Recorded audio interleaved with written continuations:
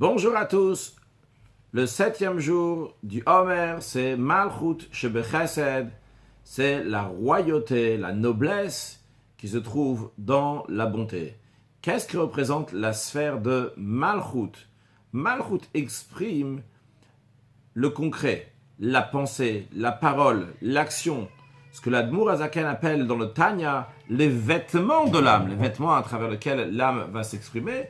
Donc ici, il ne s'agit pas des sentiments, mais il s'agit donc déjà concrètement, qu'est-ce qui va se passer? Pourquoi le Malchut représente le concret? Prenons un exemple d'un roi qui a plein de conseillers, qui lui donnent des conseils, l'un dit ci, l'autre dit ça, etc. Il peut y avoir plein d'idées et plein de bonnes choses, mais concrètement, celui qui prendra la décision, c'est le roi. Il en est de même aussi en ce qui concerne le Malchut. Le Malchut vient à la suite de tous les sentiments de bonté, de rigueur, d'harmonie, de victoire, Netzach, et de Hod, et après Yesod aussi, l'attachement. Mais après tout ça c'est beau et bien, mais concrètement, c'est Malchut qui va concrétiser ça. C'est la raison pour laquelle aussi que Malchut représente la notion de Kabbalatol, la notion de recevoir le joug de Dieu. Pourquoi? Parce que Malchut représente l'action, contrairement à la compréhension, contrairement à un sentiment dans lequel il y a du goût. Mais ici, il n'y a pas de goût, ici il n'y a que du concret, c'est comme ça qu'il faut faire. Ça c'est le Malchut, ça représente le Kabbalatol, recevoir le joug de Dieu. C'est quoi maintenant le Chesed Shebe Malchut, la bonté, le Malchut Shebe Chesed, pardon, donc la royauté qui se trouve dans la bonté. C'est que parce qu'il y a tellement de bonté, donc qui exprime de l'amour de Dieu, eh bien cet amour va faire que les choses vont arriver concrètement. Que la personne va être méticuleuse dans l'étude de la Torah, la personne va être méticuleuse dans l'accomplissement des mitzvot, dans le concret, et pas seulement qu'il va passer à l'action de Torah mitzvot, mais il va être extrêmement méticuleux et examiner ces trois vêtements de l'âme que nous avons cités avant, la pensée, la parole, l'action, qui vont être exactement comme Dieu le veut à chaque instant. Pourquoi? Vu qu'il a le chesed, la bonté, l'amour de Dieu, vu qu'il a cet amour-là, eh bien, ça va s'exprimer dans chaque détail de sa vie qui va bien faire les choses comme il faut. Passer dans le concret. Alors, il peut y avoir des fois que la personne elle a plein de sentiments, mais concrètement, ça n'arrive pas jusqu'au bout. Et ça, c'est le rôle de Malchut qui fait concrétiser cela. Ça peut exister aussi dans le sens négatif, dans la clipa, dans les forces du mal. Quelqu'un que malheureusement, à l'intérieur de lui, les choses ne vont pas comme il faut. Il a beaucoup d'amour pour les choses de ce monde-ci, de la rigueur, de la crainte pour les choses de ce monde-ci. Tout, c'est très très matérialiste. Mais concrètement, jusqu'à présent, il a grandi dans une famille qui est religieuse. Donc, en effet, il accomplit les mitzvot, il fait ce qu'il faut faire. Mais vu qu'à l'intérieur, dans les sentiments, il n'est pas là, il se trouve tout à fait ailleurs, eh bien, il lui reste juste un petit pouce pour que Dieu en préserve, qu'il va perdre sa kippa, ses tzitzit, ses tfilines, son shabbat, etc.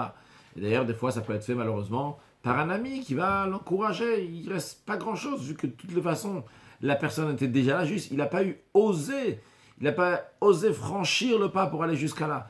Et justement, le Malchut fait qu'il va arriver là-bas. Donc, c'est dans les forces du mal. Mais prenons ça dans les forces du bien. Parce que j'ai dans les forces du bien, eh bien, lorsque quelqu'un a déjà l'intérieur qui est bon, eh bien, tout ce qui lui reste, c'est juste à franchir, à passer un pas pour aller et concrétiser quelque chose.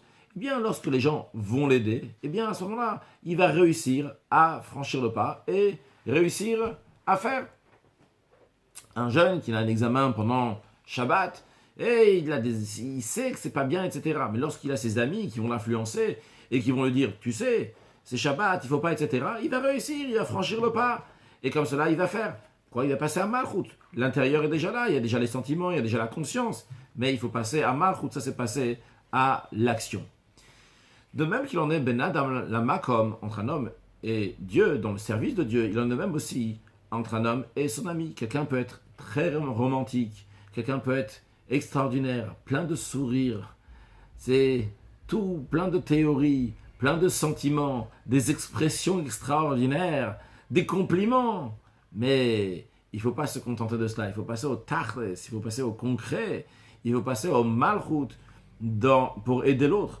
C'est pas suffisant donc d'être juste sentimental et romantique, ce qui est aussi très important. Il faut que ça soit derrière, soit le moteur de l'action. Mais il ne faut pas s'arrêter là-bas. Il faut passer à l'action. Penser comment je peux aider quelqu'un. En parler et bien sûr agir. Ça, c'est le malchut. Alors, l'exercice pour le jour de Malchut Shebechesed est réfléchir, est-ce que je pense bien des autres?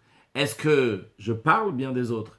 Est-ce que j'agis bien pour les autres? Et pas seulement à l'intérieur de moi, j'ai des sentiments extraordinaires, mais il n'y a rien de concret. Comme le Rabbi a dit une fois, si quelqu'un il voit un pauvre et il a tellement de peine pour le pauvre, il va s'asseoir à côté du pauvre, il va parler au pauvre, et vraiment il va lui verser son cœur, comment il partage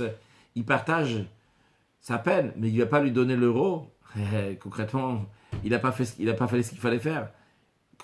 D'un autre côté, si on a fait sans ce qu'il y a derrière, sans le sentiment, il a quand même fait quelque chose. En tout cas, en ce qui nous concerne, amener que le chesed, que la bonté va amener dans le malchut, dans le concret, et même dans le service de Dieu. C'est bien beau d'aimer Dieu, de craindre Dieu, d'avoir la foi en Dieu, mais passer dans le concret. Et vu que c'est le dernier jour de Pessah, c'est Achon Shel Pessah en Chutz La'aretz, en dehors d'Eretz Israël, et bien évidemment, c'est lié aussi avec le Malchut, la royauté du Melech HaMashiach, du roi Mashiach, qui va se dévoiler très prochainement justement par encore une action qui va faire pencher la balance du monde entier du bon côté. Excellente journée.